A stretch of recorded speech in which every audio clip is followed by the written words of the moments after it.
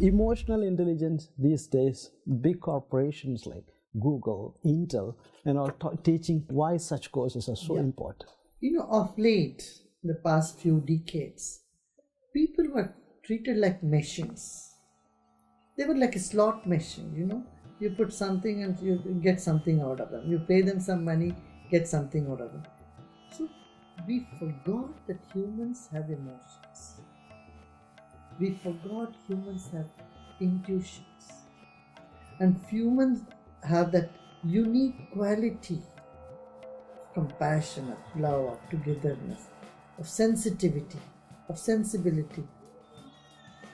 So a point came that people had to recognize their emotional intelligence. So I'm glad it's happening. We thought that it's impossible to move on. The three top main things they are teaching these days to be achieve a higher level of emotional intelligence. One is talking about mindfulness. This we have been saying for centuries. Mindfulness is not a new thing at all. These are new words coined for meditations, for awareness, for what we call pragya. Pragyavan, I should say, people who are mindful, who are alert, are always called pragya. This is the goal of every education. Education is not meant to just stuff information, but make people who are very sensitive, sensible, and alert, awake. So, I feel, I'm happy that people have recognized. They call it meditation or mindfulness, whatever they call it. They are starting to realize the importance of the state of mind. So that means you're coming to say that mindfulness is a different name for meditation. It's not a new thing. It's an alertness. It's a product of meditation. If you meditate, and when you wake up, or when you walk, talk, and when you do any action, that continuation of the calmness of inside, or the alertness of mind, is what is all about mindfulness. Benefits of meditation, because you are known as an expert in that field. So many where do I start and where do I end? So many benefits are there. Physical benefits, emotional benefits. It brings clarity to mind. Health becomes much better. And our intellect becomes sharper, our perception improves, our observation gains some,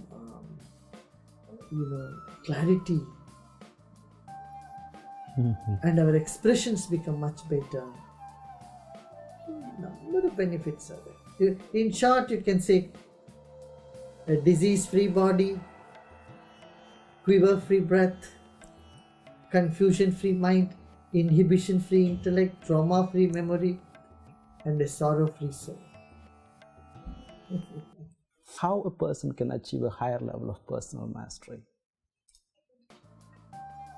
There are a number of techniques. There are some ancient techniques, there are some modern techniques. A combination of that would help one to achieve personal mastery. For personal mastery, one need to, as I said before, we need to engage ourselves in social activities. It's not enough just sitting in front of a computer and the whole day being a virtual world.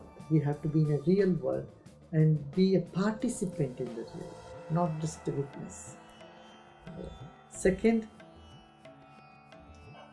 if you are awake and alert, every moment is a lesson that you learn in life.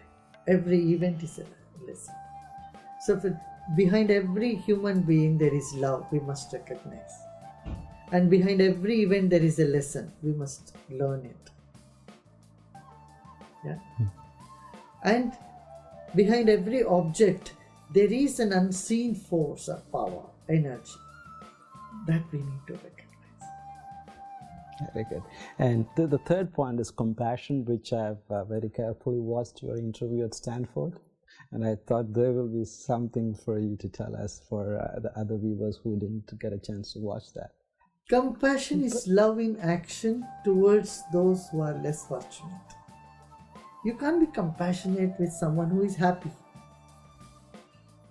With them, it is joy. Your expression of love to people who are happy is, you call it love or friendliness or affection. Compassion is the quality of love for those who are less fortunate. And it is in everybody. It's in our very nature. We simply have to recognize it. When we get rid of stress and tension, these natural qualities will spring up from within us. What is the difference between happiness, joy, and bliss? You know, when you say a word, you should also define them. Because when I say joy, I may mean different. When you say joy, you may have different meaning for it. So when your definitions are clear, then the differences are very obvious.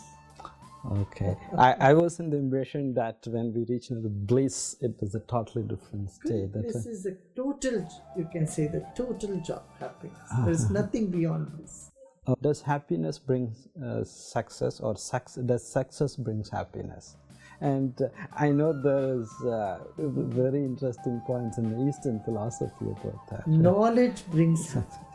When you know who you are happy, and come what may, you can keep your smile, you can keep your energy high. It's your knowledge about life that brings you happiness, nothing else. That's totally surprising, that because I was trying to ask this question a different way. Because I don't know how you brought it as the knowledge part, because in our Eastern philosophy we say that the knowledge is the knowledge is the ultimate goal, but Western philosophy is about the ultimate goal of man is pleasure. So then, no, even here, if you go into the Western philosophy, also they say this.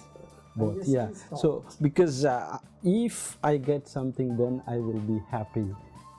That is a very infant happiness. It's a child's happiness. Mm-hmm. When you grow older, then there is a bigger happiness that says when you contribute, you feel happy. Like grandmother, grandfather, when they do something for others, they feel happy. Okay. So infant happiness is okay.